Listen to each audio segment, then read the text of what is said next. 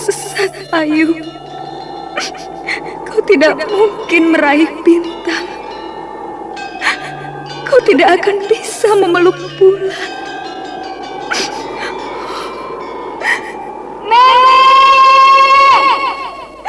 Nenek Raga Runting! Ayu! Ayu!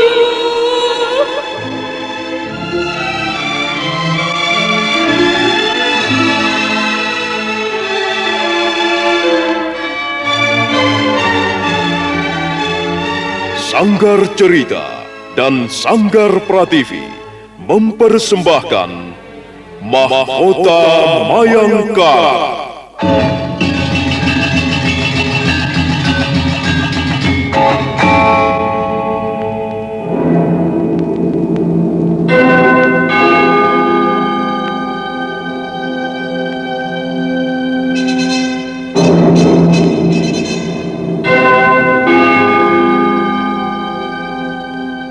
Cerita ini lanjutan dari Tutur Tinular. Kisah berlangsung pada zaman pemerintahan Prabu Jayanegara atau Kala Gemet, Raja Majapahit yang kedua.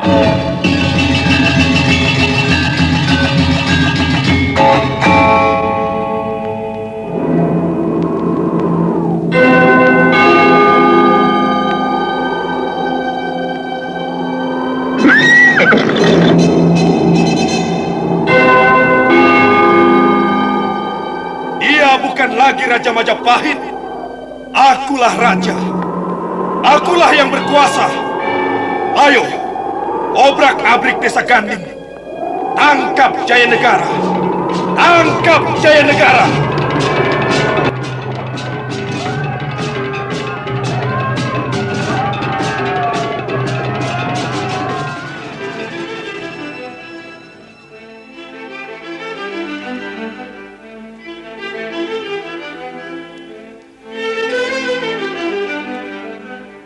Naskah ditulis dan diolah oleh S. Tijab, hiasan musik dan sutradara C. Ispriyonoka. Kali ini mengetengahkan episode ke-22 dengan judul Serigala Memangsa Serigala.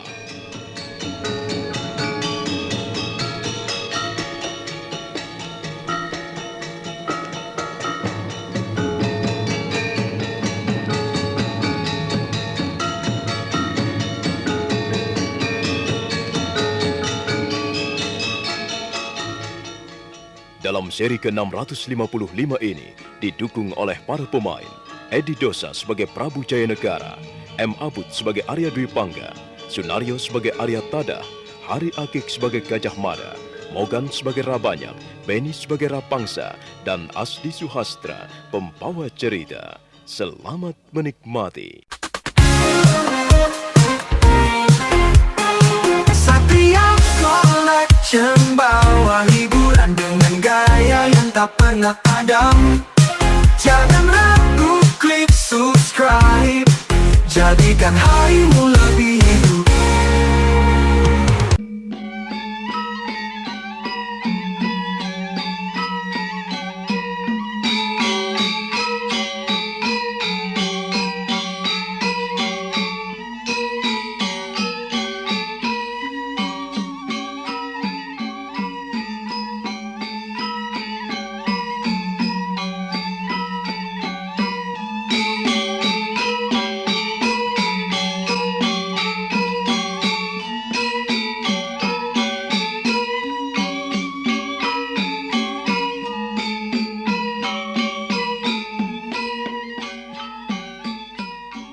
Resi Mahasadu baru saja menyelesaikan lantunan syairnya. Tiba-tiba seorang prajurit masuk dengan tergesa dan terengah-engah. Gusti Prabu merasa terganggu sejenak. Hei, ada apa prajurit? Kau berani masuk tanpa kupanggil? Ampun Gusti Prabu, hamba mohon ampun beribu ampun. Gusti Pati Aryatada ingin menghadap Gusti Prabu. Beliau berpesan ada kepentingan yang mendesak dan harus segera disampaikan. Ada kepentingan yang mendesak. Begitulah pesan beliau Gusti Prabu. Baiklah. Suruhlah Arya Tadah masuk. Hamba mohon diri Gusti Prabu. Prajurit itu menyembah 3 kali untuk kemudian undur beberapa tindak, lalu bergegas pergi menunaikan perintah Gusti Prabu Jayanegara. Resi Mahasadu, kiranya kita cukupkan dulu sampai di sini. Esok atau lusa aku akan kembali memanggilmu dan mendengarkan syair-syairmu yang baru.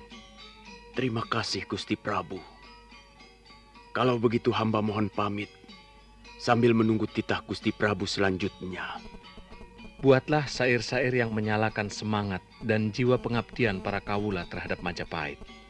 Baik Gusti Prabu. Akan hamba laksanakan titah Gusti Prabu. Resi Mahasadu menyembah 3 kali, lalu undur beberapa tindak untuk kemudian melangkah meninggalkan tempat itu. Beberapa saat kemudian, muncullah Arya Tadah dengan langkah agak tergesa. Ada apa, Paman? Nampaknya kedatanganmu dengan sesuatu yang bersifat penting dan mendesak. Ampun Gusti Prabu. Memang benar kedatangan hamba menghadap Gusti Prabu dengan sesuatu yang bersifat penting dan mendesak. Katakanlah, Paman Tadah. Ampun Gusti Prabu. Sekiranya apa yang hendak kami sampaikan ini membuat hati Gusti Prabu kurang berkenan. Apakah yang hendak Paman sampaikan itu sesuatu yang buruk? Kurang lebih demikian Gusti Prabu. Katakanlah, seburuk apapun berita itu, Paman. Hendaknya Gusti Prabu tidak menjadi murka, sebab ini menyangkut 2 punggawa tinggi kerajaan. 2 punggawa tinggi kerajaan? Iya, Rasemi dan Rawedeng kedapatan tewas tanpa sebab dan ditemukan di tepi kota Raja Majapahit.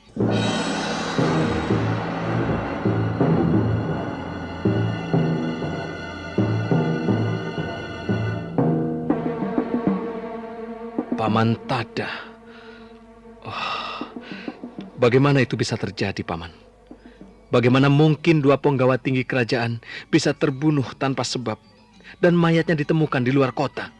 Ampun Gusti Prabu. Pada mulanya Nyai Lalitagrata datang kepada hamba dan mengatakan suaminya Rawedeng tidak pulang-pulang. Kemudian hamba tanya, barangkali Rawedeng pergi dengan Rayuyu atau mungkin Ratanca, Rapangsa atau Rabanyak. Nyai Lalitagrata menjawab bahwa dia sudah tanyakan hal itu pada Rayuyu dan Rayuyu sendiri malah ikut kaget. Katanya Rayuyu sendiri sudah beberapa hari tidak lagi bertemu dengan Rawedeng. Ampun Gusti Prabu. Terus terang, hamba sendiri mulai bertanya-tanya. Ada apa sebenarnya? Setelah Nyai Lalitagrata hamba suruh pulang dengan pesan untuk tetap bersikap tenang. Hamba lalu memanggil Bekel Gajah Mada. Kepada Bekel Gajah Mada, hamba perintahkan untuk mencari sampai dapat di mana Rawedeng berada. Jika hilang, siapa penculiknya? Dan jika mati, di mana mayatnya? Dan selang beberapa hari kemudian, Bekel Gajah Mada menemukan di tepi kota raja dan sudah menjadi mayat dalam keadaan yang menyedihkan. Bahkan ternyata tidak jauh dari mayat Rawedeng terdapat pula mayat Rasemi. Keparat. Kenapa itu bisa terjadi tanpa kita ketahui, Paman? Jahanam siapa yang melakukan perbuatan itu? 2 punggawa tinggiku mati. Ini berarti kita telah kecolongan, Paman. Kecolongan. Sementara kita tidak tahu siapa pencurinya. Paman Tadah. Hamba Gusti Prabu. Cari si jahanam keparat itu. Cari sampai dapat si pelaku itu. Aku tidak mau tahu bagaimana caranya. Yang pasti, aku ingin si jahanam keparat itu si pelaku pembunuhan itu ditangkap hidup atau mati. Kau dengar ini, Paman. Hidup atau mati.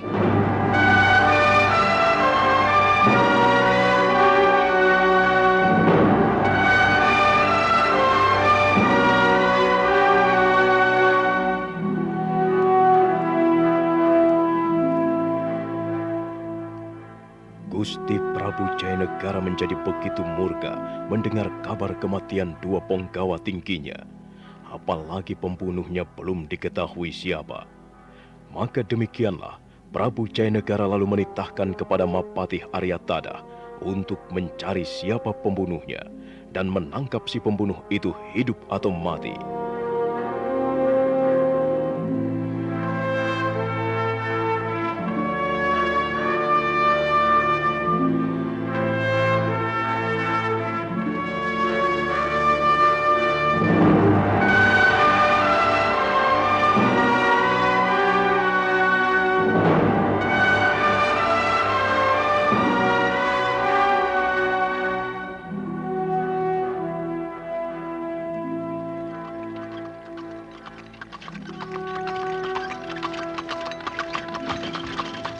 Sepulang dari istana Gusti Prabu, Aryatada tidak membuang-buang waktu lagi. Dia menyuruh prajuritnya memanggil Gajah Mada. Dengan tangkas, prajurit itu lalu menjalankan perintah Gusti Patihnya. Ini bukan perkara sembarangan, tidak bisa dianggap ringan. Jika negara telah kehilangan penggawanya yang berpangkat tinggi, maka boleh dikatakan Majapahit sedang dalam keadaan tidak aman. Untuk itu, harus diadakan upaya pencegahan sebelum semuanya menjadi terlambat. Tak berapa lama kemudian, bekal Gajah Mada telah sampai di istana kepatihan.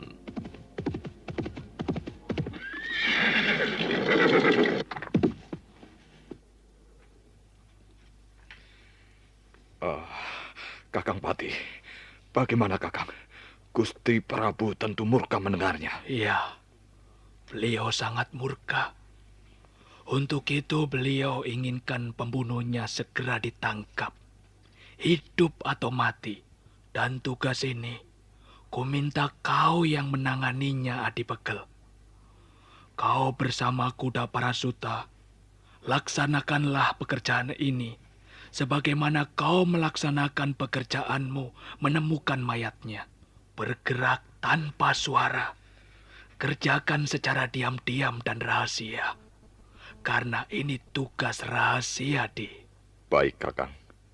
Saya akan melaksanakannya dengan rahasia. Aku mulai mencium ketidakberesan di Majapahit ini, Adi. Saya sependapat dengan Kakang Patih Aryatada. Majapahit sekarang ini dalam keadaan tidak aman. Meski nampak dari luar keadaannya tenang-tenang saja. Tetapi sesungguhnya tak ubahnya sebagai api di dalam sekam. Sewaktu-waktu dan tanpa diduga, pasti akan terjadi pergolakan dahsyat.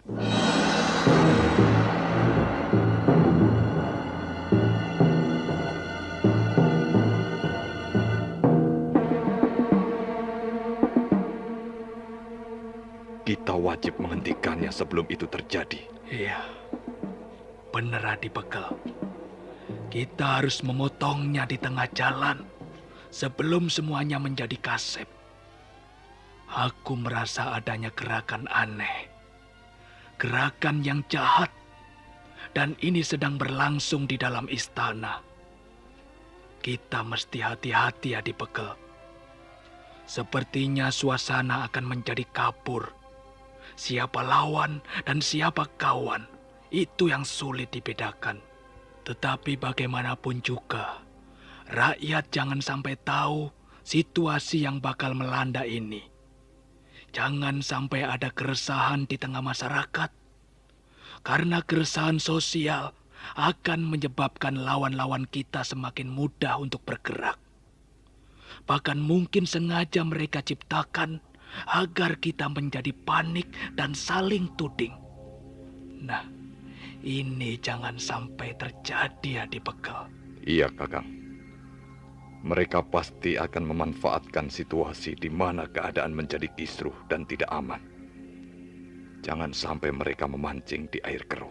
Dan kita sendiri pun Jangan sampai terpancing, Di. Keadaan ini harus kita kuasai. Ketegangan harus kita hindari. Masyarakat tidak boleh tahu keadaan yang sebenarnya sedang berlangsung. Mereka tidak boleh panik dan menjadi resah. Sebab itu, kita harus bersikap tenang, setenang mungkin. Jika ada pertanyaan dari masyarakat tentang kematian Rasemi dan Rawedeng, katakan saja, itu hanya peristiwa biasa, peristiwa yang bersifat pribadi, tidak ada hubungannya dengan soal-soal pemerintahan atau kekuasaan. Iya, betul sekali, Kang. Dengan demikian kita bisa menarik dua keuntungan sekaligus. Pertama, keadaan akan tetap normal. Dan kedua, si pelaku pembunuhan tidak merasa dikejar, sehingga kita bisa mengejarnya. Iya, itulah yang kumaksudkan, Adipegel.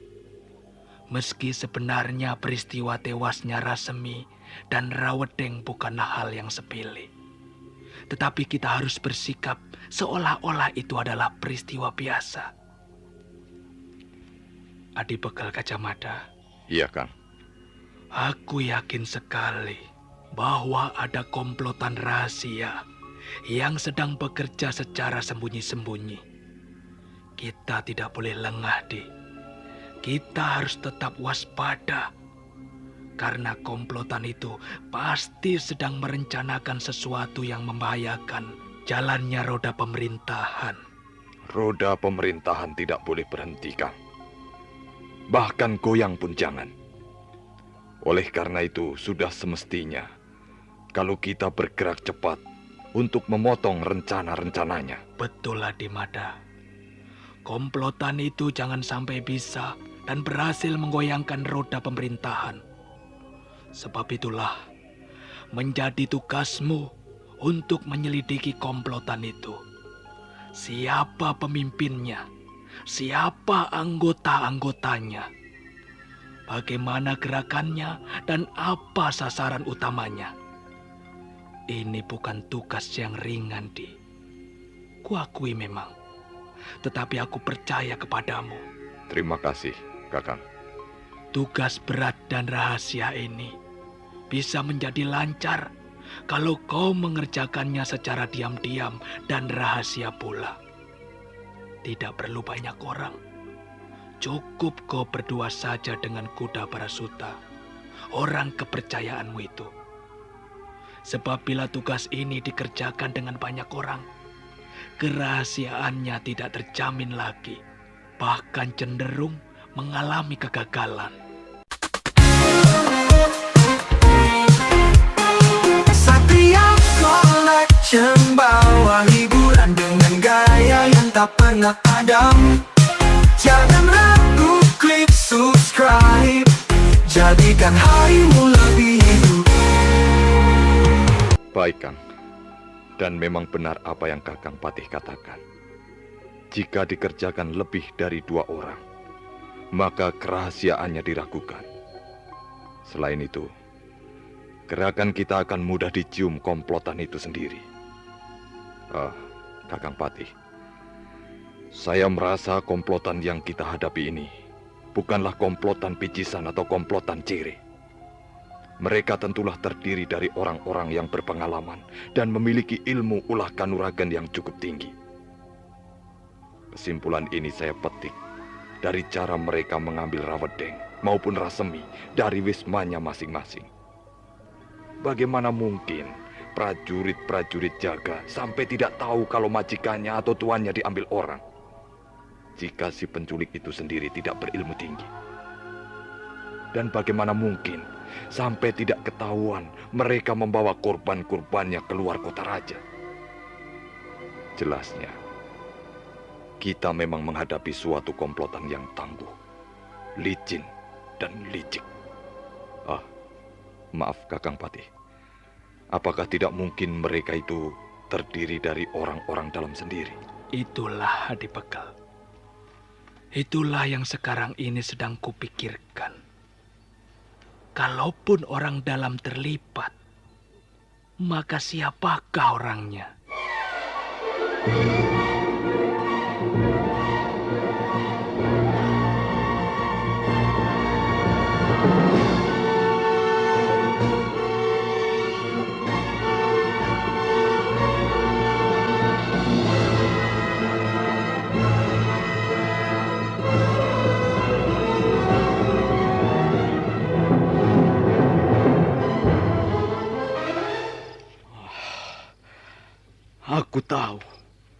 Aku tahu siapa orangnya. Kalau bukan Rakuti yang membunuh Rasemi, lalu siapa lagi? Hei, jangan terlalu keras kau bicara. Kalau ada orang yang mendengar, bisa repot kita di sini. Sekarang ini, boleh dikatakan dinding pun bertelinga. Jadi jangan asal keluar suara dan nyeplos begitu saja. Aku yakin, pihak istana pasti sedang menyelidiki pembunuhan ini. Maka kita harus hati-hati. Jangan sampai kita terlibat atau melibatkan diri. Iya, kita sekarang ini dalam posisi yang serba sulit. Iya, aku tahu. Tetapi soal pembunuhan itu, siapa lagi yang membunuh Rasemi kalau bukan Rakuti? Iya, katakanlah begitu. Tetapi persoalannya sekarang, siapa yang membunuh Rawedeng? Mungkinkah Rakuti? Jelas tidak mungkin. Kenapa kau bisa bilang tidak mungkin? Buat apa Rakuti membunuh Rawedeng? Dan bukankah Rawedeng, Rayu, dan kita malah dimintai bantuannya untuk memberontak? Tetapi Rasemi itu sahabat Rakuti.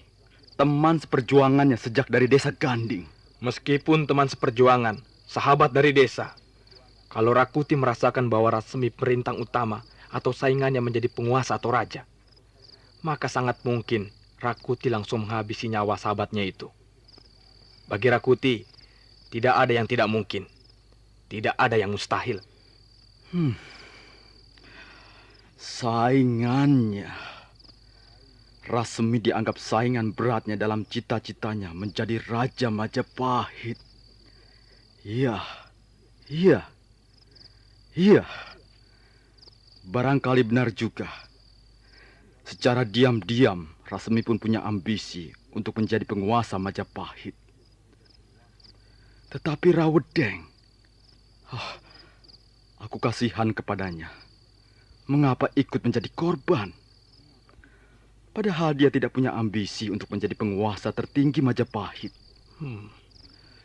Memang agak aneh kematian Rawedeng ini. Lebih-lebih lagi mayatnya terletak tidak jauh dari mayat Rasemi. Kalau pelakunya orang yang sama, lalu apa latar belakang pembunuhan itu? Rasemi jelas dianggap saingan.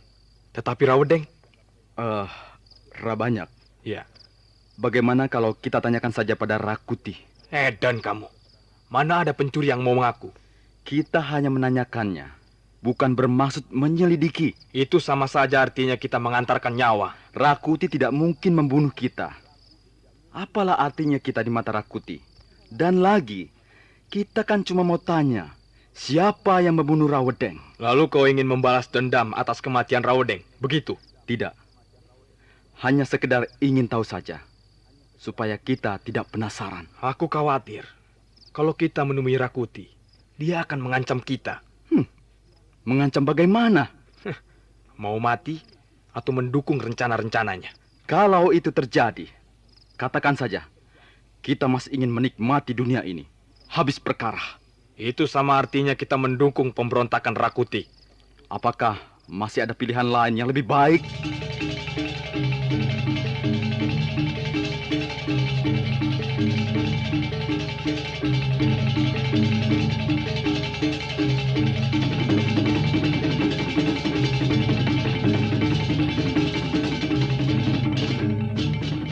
Rabanyak dan Rapangsa cemas. Mereka tahu siapa kira-kira yang membunuh Rasemi. Tetapi Rawedeng. Dan bukankah Rawedeng hampir tak berarti bagi Rakuti? Mengapa Rawedeng harus ikut terbunuh? Memang agak aneh kematian Rawedeng itu. Lebih-lebih lagi, mayatnya terletak tidak jauh dari mayat Rasemi.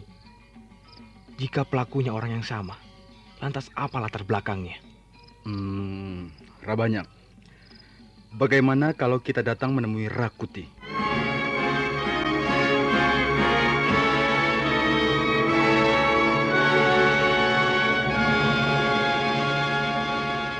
Edan kau itu.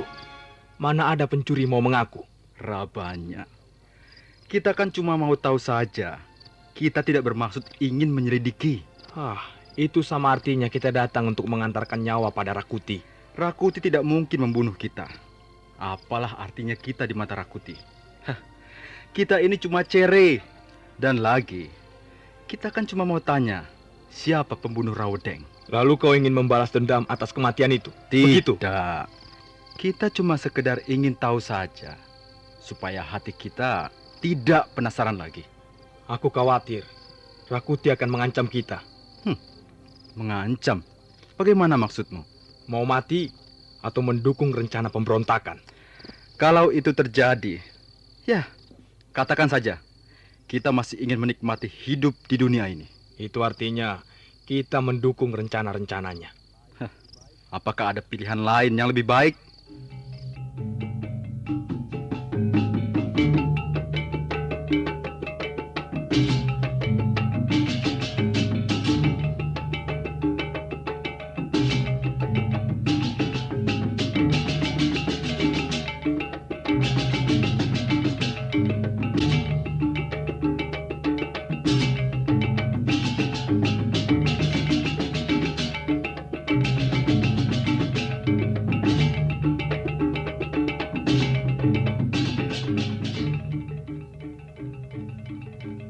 Rapangsa tercenung sesaat. Apa ada pilihan lain yang lebih baik? Apa ada pilihan lain yang lebih baik? Pikirannya menerawang pada nasib Rawedeng, kemudian pada nasib Rasemi. Begitu seterusnya dan seterusnya, sampai malam pun terus mengalir ke tepi pagi. Akhirnya, esok harinya, dua orang itu sepakat datang untuk menemui Rakuti.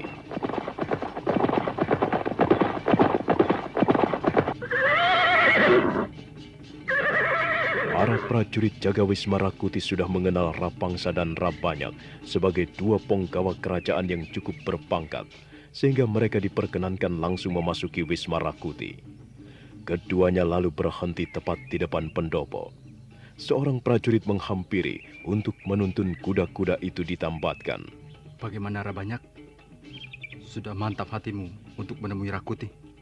Ya, apa boleh buat? Kita terlanjur sampai di tangga pendopo Wisma Rakuti. Kalau kita undur, justru akan menimbulkan kecurigaan bagi Rakuti. Kalau begitu, ayolah, jangan ragu-ragu lagi. Agar kecurigaan itu tidak tampak dari cara kita melangkah. Iya, sekarang ini, apapun yang terjadi, terjadilah. Sudahlah, tidak usah berpikiran yang bukan-bukan. Kita kan cuma mau menanyakan kematian Rawedeng. Mengapa jadi serba ketakutan? Ya, baiklah. Mari. Rapangsa dan Rabanyak kemudian melangkah menaiki tangga pendopo Wisma. Keadaan sunyi senyap, seolah tak ada siapa-siapa di dalam sana. Langkah kedua penggawa itu mulai terhenti, tatkala dari dalam muncul sesosok tubuh yang sudah mereka kenal. Ada apa, Rapangsa dan Rabanyak? Kalian datang membawa pesan tertentu dari Gusti Prabu? Tidak. Tidak, Rakuti. Kami datang dari kediaman kami masing-masing, bukan dari istana Gusti Prabu. Benar, Rakuti. Kedatangan kami tidak ada hubungan dengan titah Gusti Prabu. Begitu. Bagus. Lalu? Begini, Rakuti. Aku dan Rabanyak sudah tahu berita tentang kematian Rasemi dan Rawedeng. Dan mayatnya diketemukan di pinggiran kota raja. Bagus. Lalu? Begini. Kenapa jadi terputus-putus begitu? Rakuti. Maksud kami, Rasemi tewas pastilah karena perbuatanmu. Apakah kalian akan melaporkan ke hadapan Gusti Prabu? Tidak. Tidak. Sungguh, benar tidak, Rakuti? Tidak. Kami hanya ingin tahu saja. Ya, tidak lebih dari itu. Sungguh. Untuk apa kalian ingin tahu? Ingin melibatkan diri? Tidak. Tidak, Rakuti. Ya, tidak. Sama sekali tidak. Iya. Bagi kami cukup tahu saja. Karena kematian Rasemi pastilah ada hubungannya dengan cita-citamu untuk menjadi Raja Majapahit. Ya, karena dia akan berkhianat padaku. Itu sudah kami duga sebelumnya, Rakuti. Jadi menurut kami rasanya pantaslah kalau dia kau bunuh. Tetapi tentang kematian Rawedeng, terus terang kami masih bertanya-tanya soal kematiannya. Apa yang kalian ragukan dari kematian Rawedeng? Bukankah maksudku Rawedeng tewas pastilah bukan karena perbuatanmu.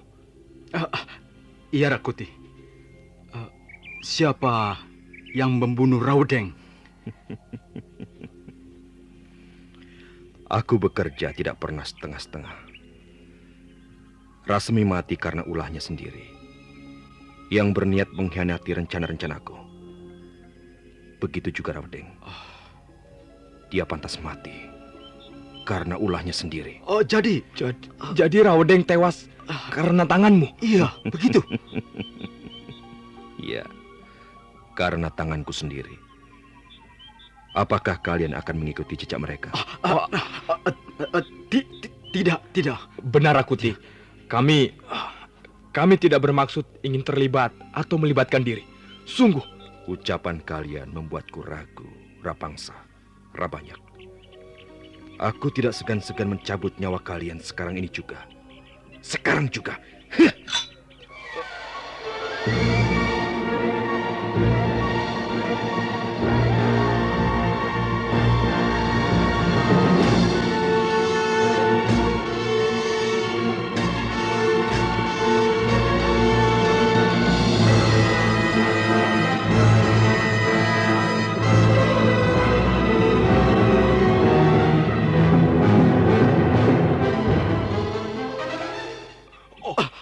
Rakuti, jangan bunuh aku. Jangan, Rakuti. Kami masih ingin hidup. Iya. Jangan bunuh aku dan Rapangsa. Sungguh, Rakuti. Kami tidak memusuhi dirimu dan cita-citamu dan semua rencana-rencanamu. Rakuti, jangan, Rakuti. Jangan, Rakuti. Kalian katakan ingin jadi abdiku. Iya. Tetapi penakut seperti ini. Buat apa? Rakuti. Sungguh. Kami ingin benar-benar mengabdimu. Sungguh, Rakuti, sungguh. Iya, Rakuti. Kami memang semangat untuk mengabdi padamu. Sungguh, Rakuti. Iya. Percayalah. Kami akan setia sampai kapanpun. Jangan bunuh kami. Ucapan kalian hanya bisa dipercaya di ujung mata tombakku. Rakuti, jangan, Rakuti. Jangan, Rakuti. Ampun, Rakuti. Jangan. Satria Collection bawa hiburan dengan gaya yang tak pernah padam. Jangan ragu, klik subscribe. Jadikan harimu lebih hidup.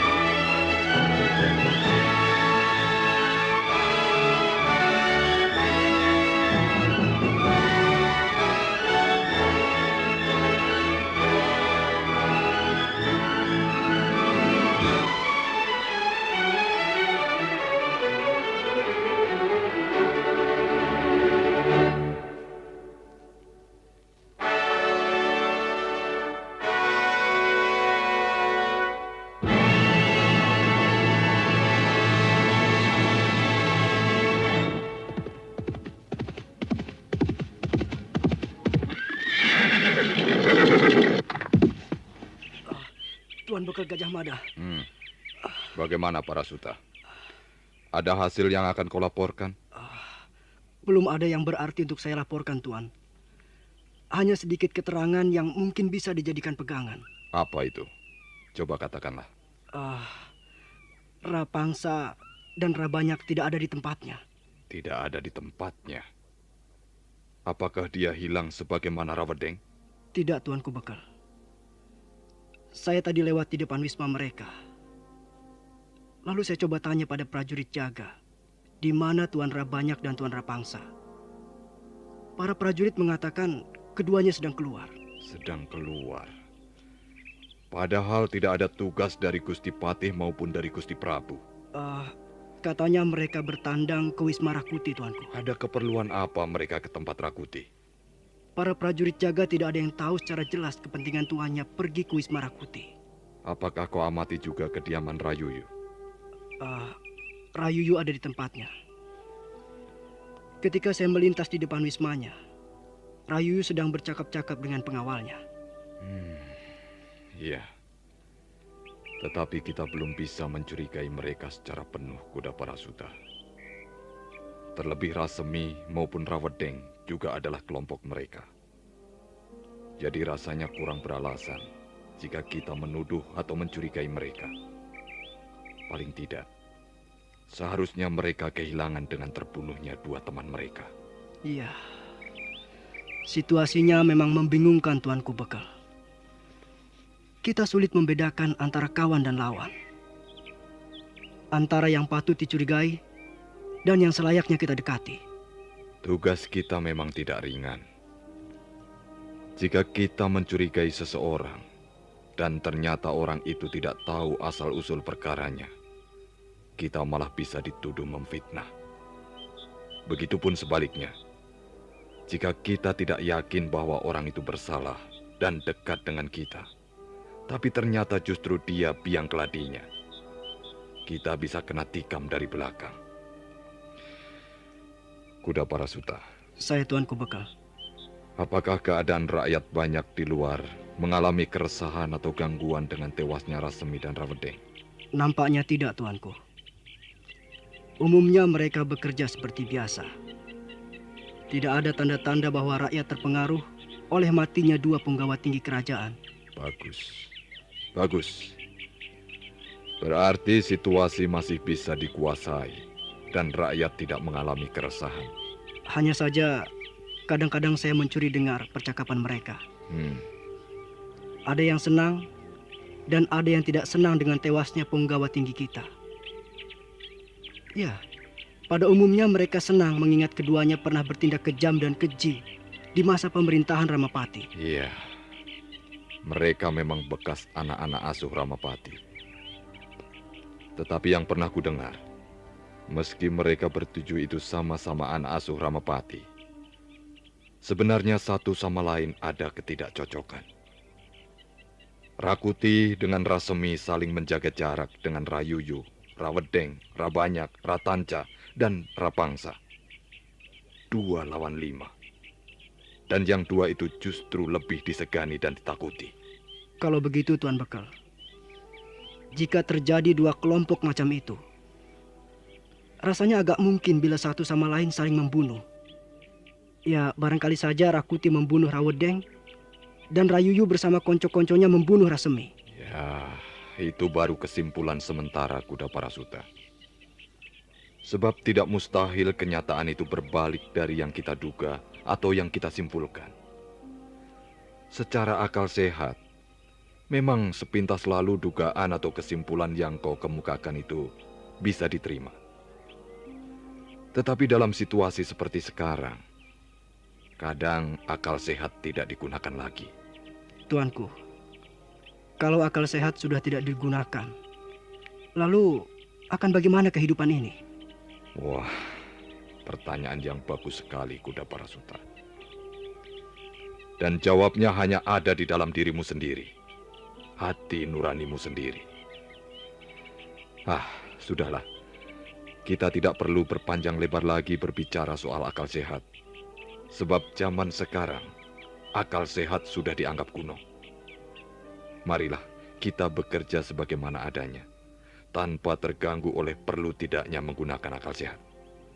Bagaimana? Tuanku Bekal memang luar biasa. Yang lebih luar biasa adalah lawan-lawan kita.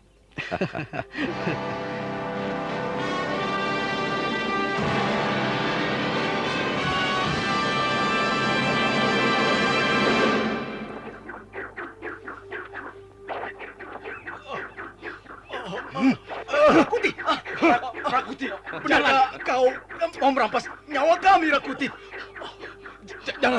Jangan Rakuti. Ampun Rakuti. Tolonglah, jangan bunuh aku dan Rapangsa. Iya, kami sudah sepakat Rakuti. Aku dan Rabanyak akan mengabdimu seumur hidup. Iya Rakuti. Mengabdimu dengan kesetiaan yang tinggi. Ampun Rakuti. Jangan. Kalian tak lebih dari tikus-tikus busuk Ramapati. Oh, Suka obral kata-kata yang muluk. tidak ampun. Tetapi tak pernah ada kenyataannya. Sungguh Rakuti, sungguh. Aku dan Rabanyak memang mendukung semua rencana-rencanamu. Benar Rakuti. Terlebih sekarang ini, aku dan Rapangsa tak punya sosok yang bisa dijadikan panutan. Hanya kau Rakuti yang membuat kami ingin sama-sama ikut berjuang. Jangan Rakuti! Jangan Rakuti! Aduh, ampun Rakuti! Jangan bunuh aku! Aku berjanji setia padamu. Sungguh Rakuti. Jangan Rakuti. Benar. Kalian akan setia padaku. Benar Rakuti. Benar Rakuti. Demi langit dan bumi. Iya. Sungguh. Kesetiaan kalian harus kuuji. Bagaimana? Aku bersedia kau uji Rakuti. Aku bersedia. Iya Rakuti. Aku bersedia kau uji demi membuktikan kata-kataku. Bagus. Sekarang dengarkan. Buktikanlah bahwa kalian benar-benar akan mengabdi setia padaku. Dan ujian yang akan kuberikan ini tidaklah seberapa berat. Oh Rakut. Lalu apa yang harus kami lakukan demi membuktikan kesetiaan kami pada kau? Iya Rakuti. Katakanlah. Kami akan melakukannya. Kalian harus membunuh Rai Yuyu.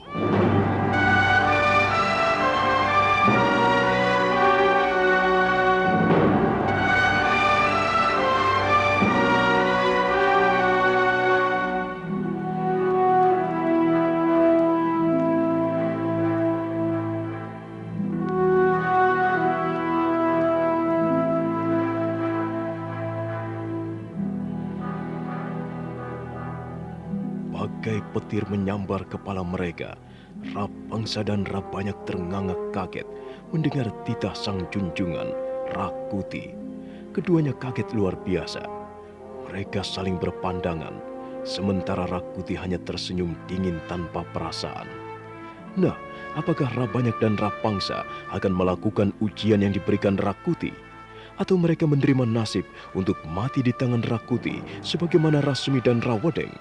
Saudara pendengar, silakan menunggu seri berikutnya. Sampai jumpa.